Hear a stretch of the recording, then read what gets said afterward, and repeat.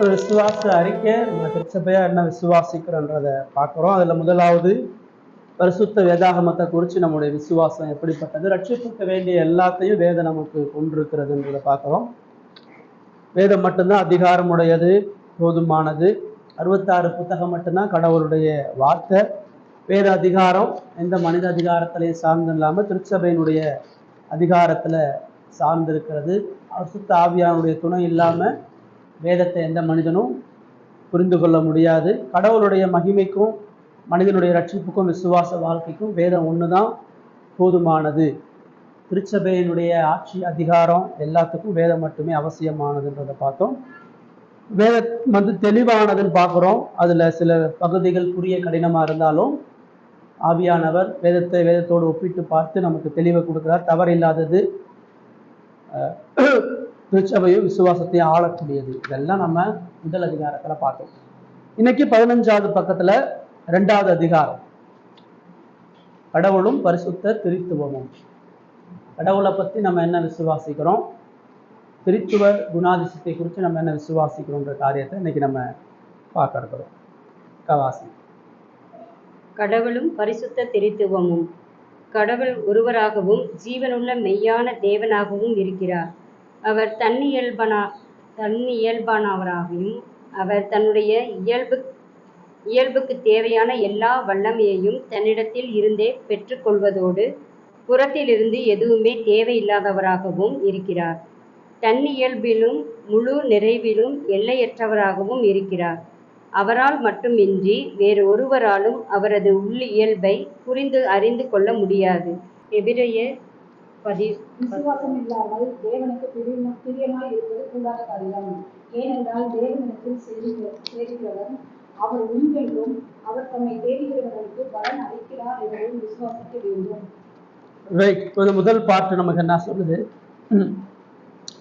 1வது பகுதியில வாசிக்கப்பட்ட வசனம், சொல்லப்பட்ட வார்த்தைகள் நமக்கு என்ன சொல்லுது? கடவுள் ஒருவரா இருக்கிறார். அவருக்கு யாரும் துணை தேவையில்லை. அவர் எந்த துணையும் வச்சு அவர் பதில் அளிக்கலை யாருக்கும். அவர் உலகத்தை படைக்கும் போது யாரும் அவர் கூட இருந்து அவர் கூட சேர்ந்து இருந்து யாரும் எதுவும் செய்யலை. அவர் ஒருவரா இருக்கிறாரு.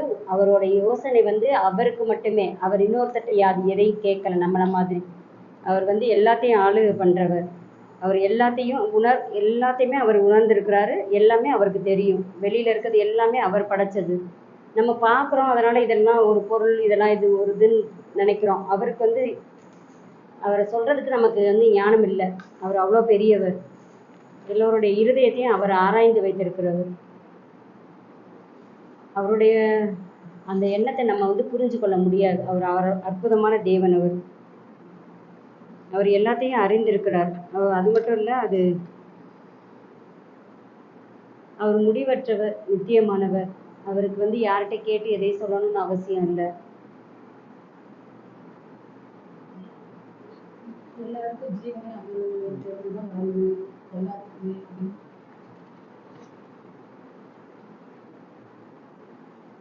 அவருக்கு அடுத்து எதுவுமே இல்லை. அவர் அப்பாற்பட்டவர். அதாவது இதுக்கப்புறம் ஒண்ணுமே இல்லைன்னு சொல்லுவோம்ல, இதுக்கு அடுத்து ஒன்றும் இல்லைன்னு சொல்லுவோம்ல, அந்த மாதிரி அவர் எல்லாத்தையுமே முழுமையா அவர் கையில வச்சிருக்கிறார். நமக்கு எதுவுமே தெரியாது. அவர் நம்மளுடைய வாழ்க்கையில என்ன செய்யறாரு, என்ன பண்றாரு, என்ன பண்ண போறோம், அதெல்லாம் நமக்கு தெரியவே தெரியாது. நம்ம நினைக்கிறோம் நாளைக்கு இது நடக்கும், இப்ப இது நடக்கும்னு நினைக்கிறோம். எதுவுமே இல்லை, நம்ம கிட்ட எதுவுமே இல்லை. அவர் எல்லாத்தையும் படைச்சு எல்லாத்தையும் ஆளுகை பண்ணுகிறவர். நம்மளுடைய இருதயத்தை ஆராய்ந்து வைத்திருக்கிற தேவன் அவர். அவர் ஞானம் உள்ளவர். அவருடைய ஞானத்தை அறிந்து கொள்ள எனக்கு அவ்வளவுதான், ஒன்றும் இல்லை.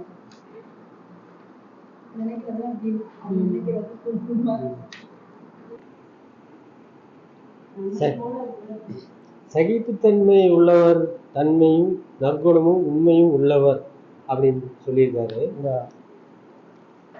தேவன் அளவற்றவர். அவர் தன்மை மனிதனுக்கு அவருக்கும் எவ்வளவோ வேறுபட்டவர் தான்.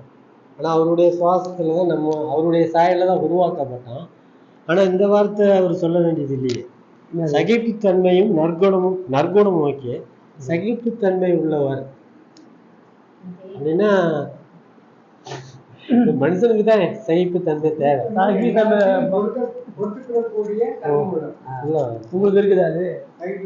அந்த மனுஷனுக்கு முத இல்ல மனுஷனுக்கு வந்து இல்லாமையில இருக்கணும் அது, சகிப்புத்தன்மை இல்லாமையில இருக்கணும் அது. ஆனா இது எல்லாமே நிறைந்தவர் தான் அவர்.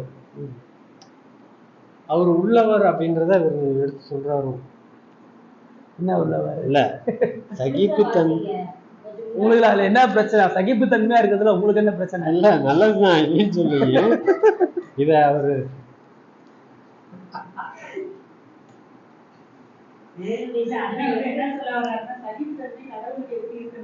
அதான் அதனாலதான் நான் கேட்கிறேன், அவர்கிட்ட கேட்கிறேன்.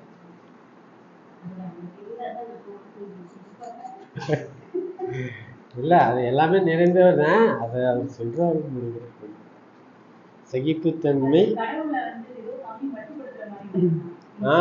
அதான் அதான் கரெக்ட். அதான் மனிதனுக்கு ஒப்பாக்குறது மாதிரி. ஐயா பதில் சொல்றாரு. மனிதன் வந்து சில விஷயங்களை தான் சகிச்சுக்கிறான், கடவுள் வந்து அனைத்தையும் சகிச்சுக்கிறான். இது சிறுமைப்படுத்துதா மேன்மைப்படுத்துதா?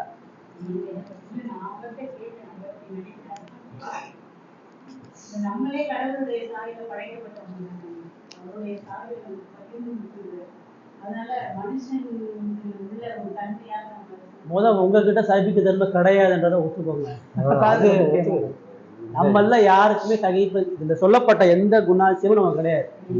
அவர் நீதி, அவர் இரக்கம், அவர் அன்பு, தன்னியல்பானவர், யாரை சார்ந்தல்லாதவர், பெரும் இரக்கமும் பேர் அன்பும் கொண்டவர். இது எதுவுமே நம்மகிட்ட இல்லை.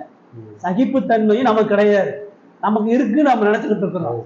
ஆனா இந்த உலகத்துல எத்தனை கொலை நடக்குது, எத்தனை திருட்டு நடக்குது, ஒரு நொடியில எத்தனை அநியாயங்கள் முழு உலகத்தில் நடக்குது. ஒரு புறம் பிசாசினுடைய கூட்டம் எல்லாம் பாவம் செய்யுது, மனுஷன் எல்லாரும் பாவம் செய்யறான். இவ்வளவு வருட காலமா 6000 வருஷமா அந்த உலகத்தை பொறுத்துக்கிட்டே இருக்கிறார். நம்ம யார் அப்படி பொறுத்துக்கிறோம்? யார் நம்மளால பொறுக்க முடியும்? ஒருத்தரையும் பொறுக்க முடியாது. அதனால அவர் சகிப்புத்தன்மை உள்ளவரா அவர் இருக்கிறாரு சொன்னான்னா அது அவருடைய மகிமைக்கான சிறப்பு குணாதிசயம். என்னங்க கடவுள் கண்ணு இல்லையாங்க, என்னங்க இவ்வளவு அநியாயம் பண்றா, விட்டு வச்சிருக்கிறார் நம்ம சொல்றோம். ஆனா அவர் விட்டுதான் வச்சிருக்கிறாரு, நம்மளே விட்டு வச்சிருக்கிறாரு. அதுவே பெரிய சகிப்புத்தன்மை இல்லை. அதான்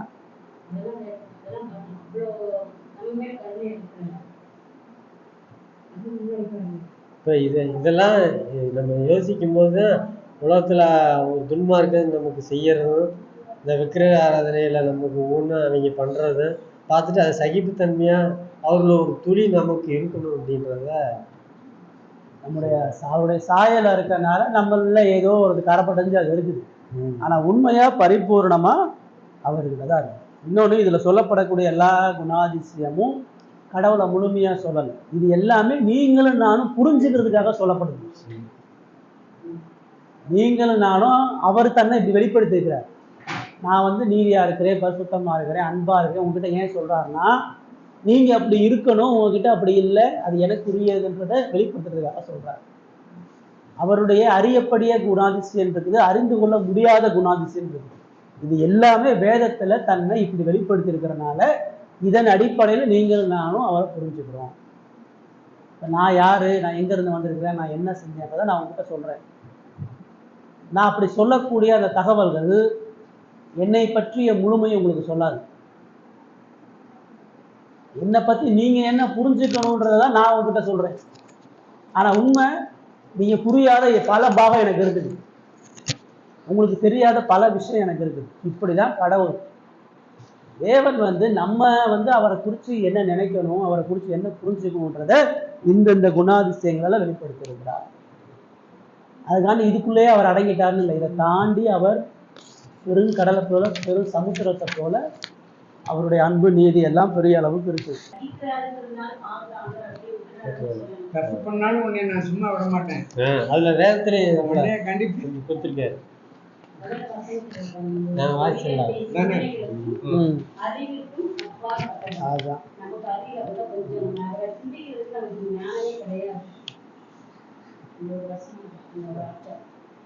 மனிதனுடைய சிந்தனைகளுக்கும் அறிவிற்கும் அப்பாற்பட்டது. நம்ம இவ்வளவுதான் பேச முடியும். அவரை பத்தி பேசுறதுக்கு நமக்கு இவ்வளவுதான் தெரியும். அதான் அவருக்கு வல்லமை, ஞானம், பரிசுத்த, நீதி எல்லாம் உள்ளடங்கி. ரைட். ரெண்டாவதா நீமா காட்ட கொடுங்க மைங்க. வாசிங்க ரெண்டாவது பாயிண்ட்.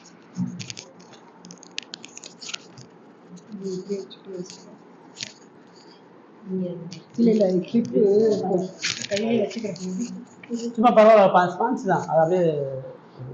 கடவுள் ஜீவன், மகிமை, நற்குணம், பேரின்பம் அனைத்தையும் தண்ணீர் கொண்டு தண்ணீரிருந்தே பெற்றும் தனக்குள்ளும் தனக்காகவும் தன்னிறை உடையவராய் ஓர் தனித்தன்மையை கொண்டு தான் படைத்த படைப்புயிர்களிடமிருந்து எவ்வித மகிமையையும் பெறாது அவற்றின் தேவையற்றும் இருக்கிறார்.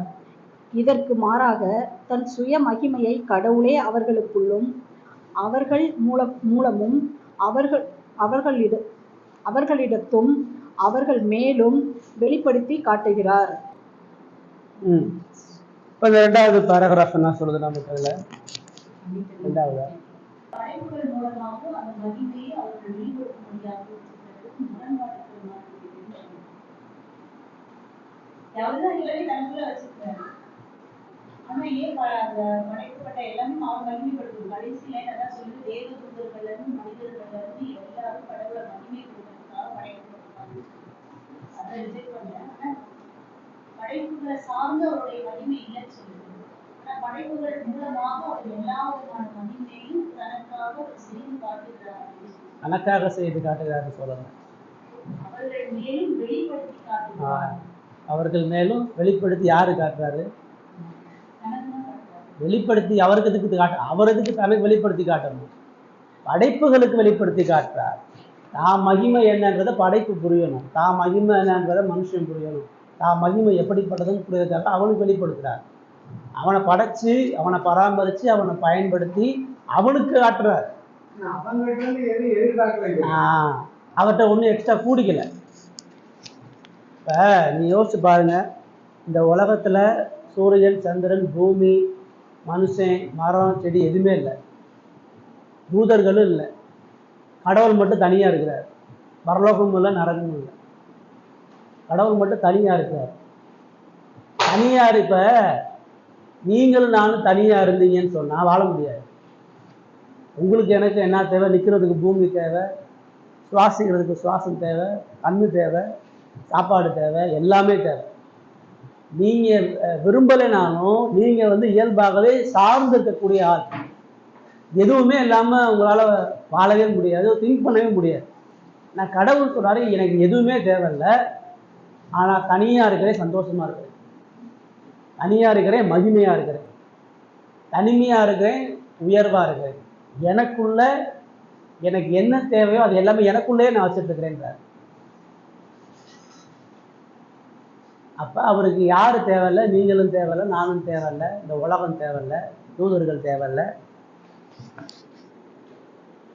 நம்ம மனசு என்ன நினைக்கிறான்? நம்மளை தொழுது கொள்றதுனால தான் அவருக்கு மகிமை கூடுதுன்னு நினைக்கிறான். நம்ம போய் ஆராதிக்கிறனால, நம்ம போய் அவரை வணங்குறனால அவருக்கு மகிமை கூடுது. அப்படிலாம் அவர் சொல்லவே இல்லை. நீ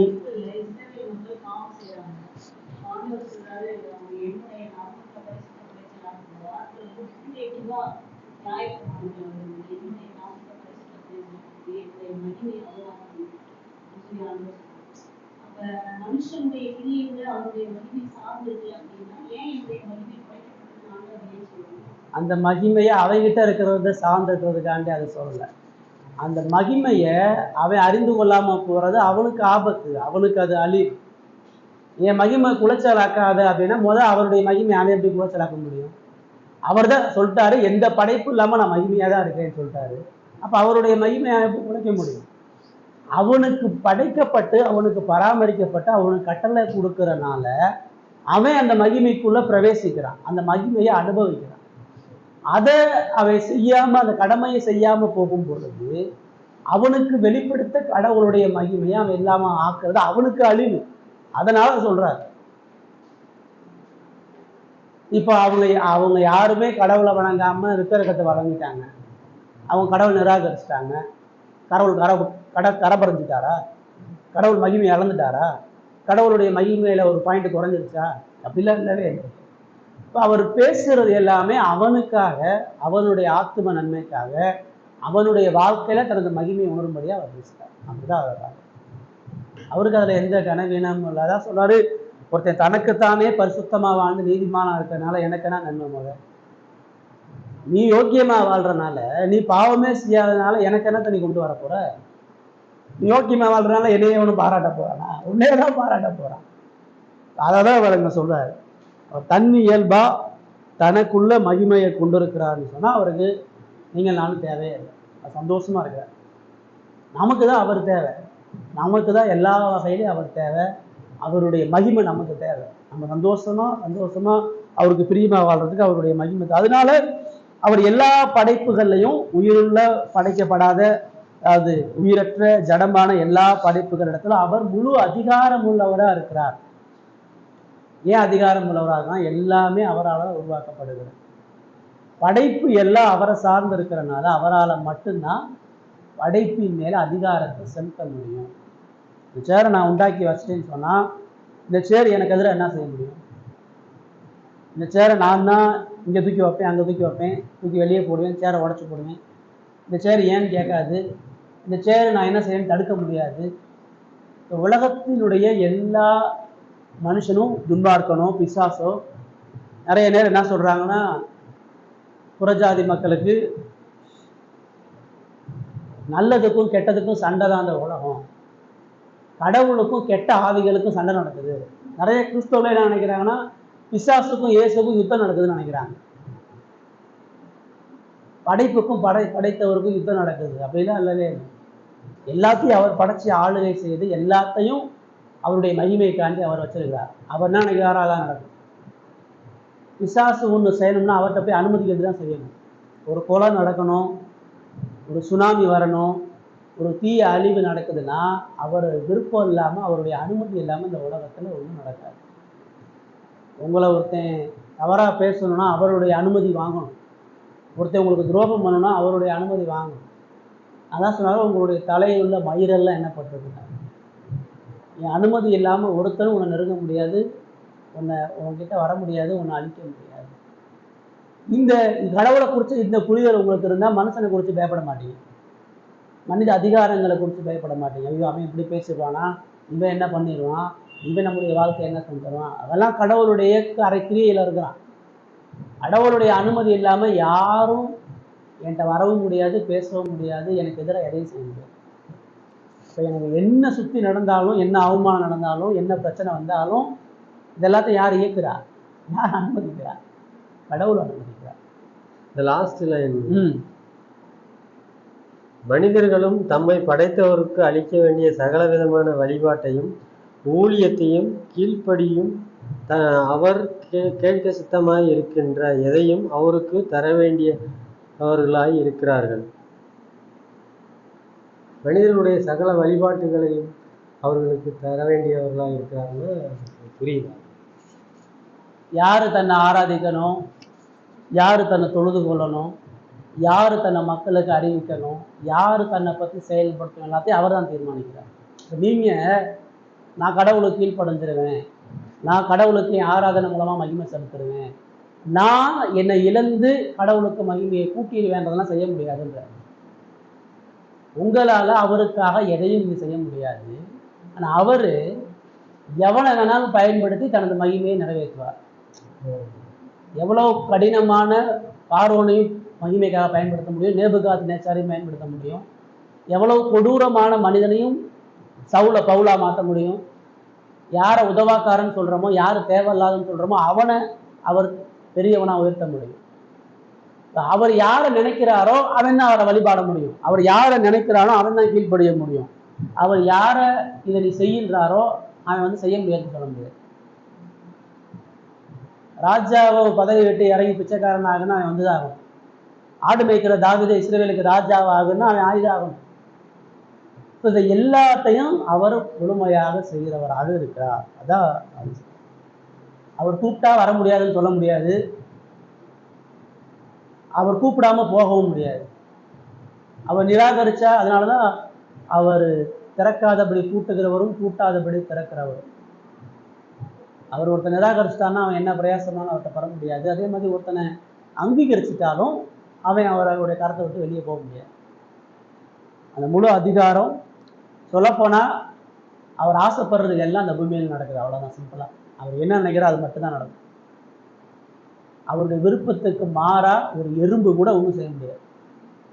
எந்த ராஜாவும் எந்த சட்டமும் எதுவுமே கோர்ட்டில் வரக்கூடிய தீர்ப்பு, தேசத்தில் போடக்கூடிய சட்டம், இது எல்லாம் முதல்ல அவர் தீர்மானிக்கிறார்.